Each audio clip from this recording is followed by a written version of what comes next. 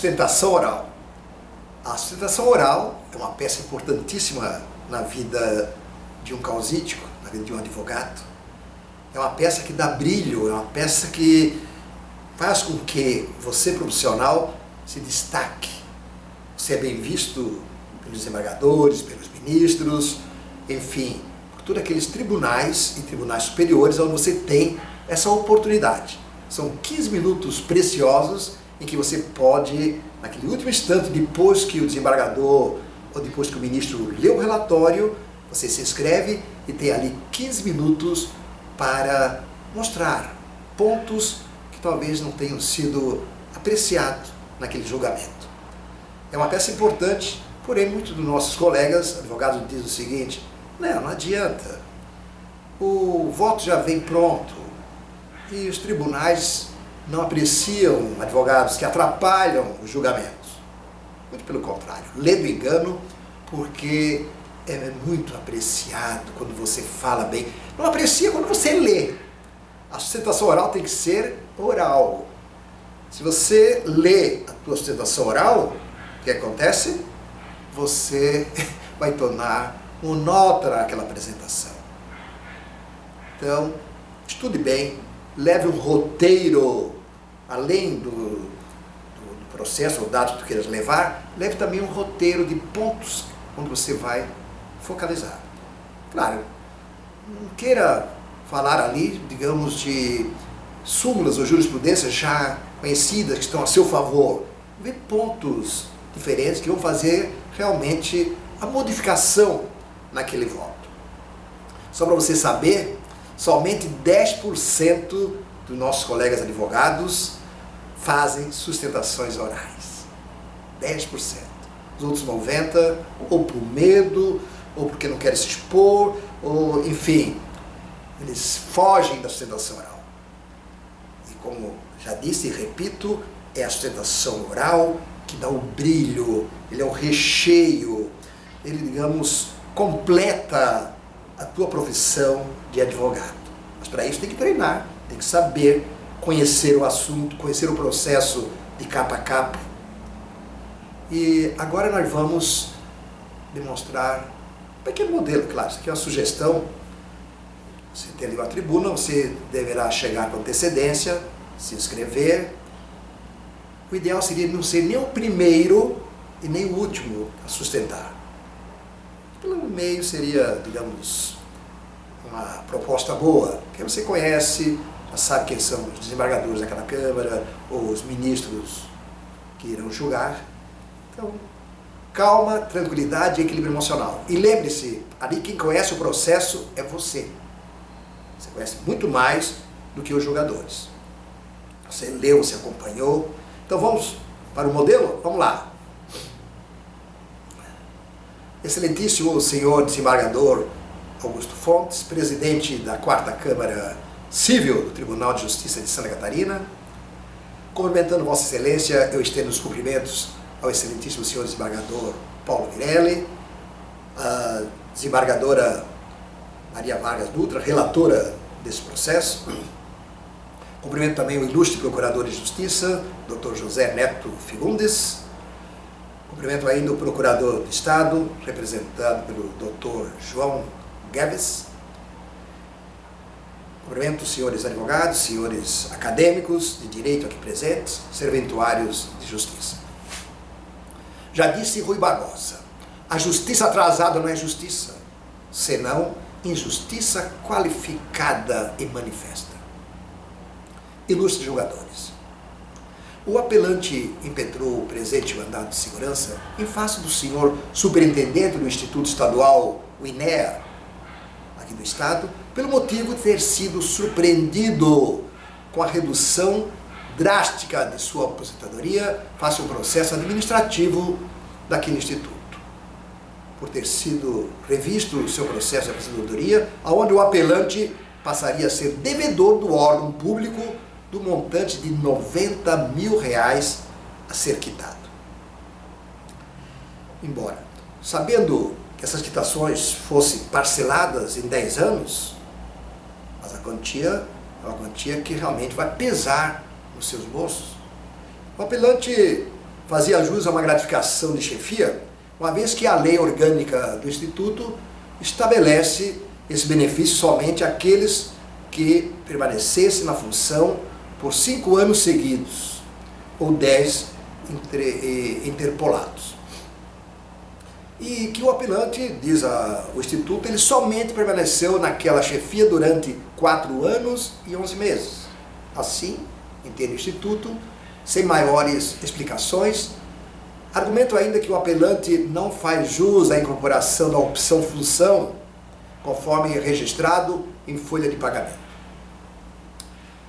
Embora o desconto seja líquido, né, isso vai pesar porque é diretamente na fonte, um desconto de R$ 980 mensais, como já disse, em 100 prestações mensais de igual valor, que serão pagas mediante desconto, diretamente na fonte. O excelentíssimo Dr. Juiz Acó, que sempre decidiu de maneira muito inteligente, muito dentro da razão, porém nesse processo, entendo até por ser muito difícil, ele veio a indeferir a liminar, bem como determinou que os devidos descontos continuassem a ser procedidos pelo Instituto. Doutos jogadores. É por demais sabido que a administração pode rever os seus próprios atos. Contudo, não é menos certo que, em nome de uma segurança e relações sociais, tal direito, além de não ser utilizado de forma violenta, não é perene e decai após o transcurso de determinado lapso temporal. Sem embargo, a Lei 9.784, de 1999, em seu artigo 54, de maneira cristalina, assim disciplina legalmente a questão. Diz lá o artigo 54. O direito da administração de anular os atos administrados de que decorram efeitos favoráveis para os destinatários decai em 5 anos contados da data em que foram praticados, salvo comprovada má-fé. Eu quero enfatizar a má-fé. E como se vê, o apelante não agiu de má-fé. Ele trabalhou, foi aposentado e após 10 anos é que o Instituto entendeu de revisar e verificou que realmente ele não tinha completado 5 anos na chefia daquela função, e sim 4 anos e 9 meses. Porém, de boa fé, excelências. O parágrafo 1º, no caso de efeitos patrimoniais contínuos, o prazo de decadência contar-se-á da percepção do primeiro pagamento. É inquestionável, excelências, que o apelante, após 9 anos, venha percebendo seus proventos com base no artigo 2º da Lei 8.911 de 94. Poderia a administração rever os seus próprios atos, anos e anos seguidos, quando por sua própria inércia criaram situações de fato revestidos de forte aparência da legalidade? Pergunto eu. Evidente que não. A administração, no caso, ao realizar a revisão e consequente anulação ou revogação do ato administrativo, não se deu conta de que não lhe era mais possível, eis que, havendo passado um interregno de mais de 5 anos, incidir a ela na relação do fenômeno decadência, que lhe tolhera qualquer possibilidade de mexer na aposentadoria do apelante. Se assim for, excelências, teríamos de admitir a existência de processos marcados com o selo do arbítrio do casuísmo, onde o interesse oficial se sobrepõe ao próprio interesse público. Excelências, em situação praticamente idêntica à presente aqui nesta 4ª Câmara Civil, Sua Excelência o Desembargador Paulo Virelli, em acordo de sua autoria, assim decidiu. Apelação número 99.4536. Abre aspas. Servidor público, percepção de proventos com parcelas de gratificação incorporadas por força da portaria número 598/2012 do MEC. Anulação de ato. Repito, anulação do ato. Decadência destino jurisprudencial, fecha aspas.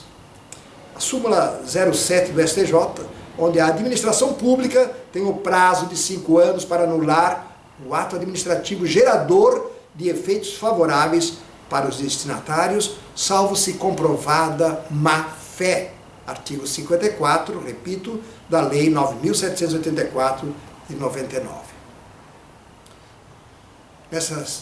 Nesta disposição, nesta diapasão, Excelência, afigura-se claro que a constrição administrativa de parte de vencimento do servidor sob o pálio de devolução do indevido é proibida sob qualquer forma, desimportando se atinge a totalidade dos vencimentos ou só uma parcela dela. Logo, Excelências, se proibida a redução do salário pela sua conotação alimentar, a pretensão do erário, no caso em tela, se reveste de flagrante ilicitude, e não apenas pela circunstância de estar presente a prescrição, senão porque o desconto importa claramente em suprimir do servidor necessários alimentos cuja proteção é dever do próprio Estado, especialmente do Poder Judiciário, Excelências. Neste sentido, com efeito em situação praticamente idêntica à presente, na assentada do Acórdão número 2348/93, aonde diz da lavra do eminente desembargador Gastão Salinas, que assim decidiu, abre aspas, constitucional, administrativo, servidor público, IPC de março de 1998, reposição em decorrência da reforma de decisão prolatada em ação cautelar, reposição das quantias, aplicação do artigo 47, parágrafo 2º da Lei 8.112, modificação introduzida pela Lei 9.257/97, inexigibilidade. Inciso 1. Incabível a repetição de verbas de natureza alimentar recebidas pelo servidor, presumidamente de boa fé, conforme precedentes judiciais, inclusive da Suprema Corte. Inciso 2. Interpretação em conformidade com o princípio constitucional da irredutibilidade de verbas salariais, de forma que só seja possível a repetição na hipótese de locupletação dolosa. Inciso 3. Apelação provida, segurança concedida. Fechado. Excelência, à vista do exposto, considerando a efetiva violação do direito líquido e certo do apelante, materializado pelo ato ilegal e inconstitucional praticado pela autoridade aqui coatora, afigura-se plenamente justificada a concessão da liminar face os descontos mensais em seus ganhos, sem o devido processo legal.